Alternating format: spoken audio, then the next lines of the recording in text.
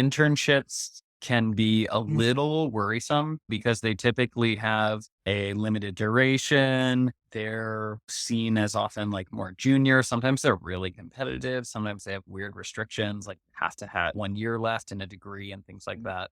As far as consulting to move into a kind of new role, I would go one step further and say more like contracting. So taking on some freelance work, taking on some work with maybe a company that's already in your network that needs some help and you've got some skills to kind of fulfill that. We have a lot of clients who moving into UX will take on just some projects on a project basis before moving into a full-time role at a company because it can be really difficult to get job offer for a full-time position without exact matching experience. However, probably the best way is to try and craft a need for where you want to go within the role that you already have. A little bit of a weird framing, but we've got some great examples of that. We have clients who have been at a firm, wanted to maybe move a little bit more into tech startups and a little bit more into strategy and sort of made proposals and shifted their role in that direction.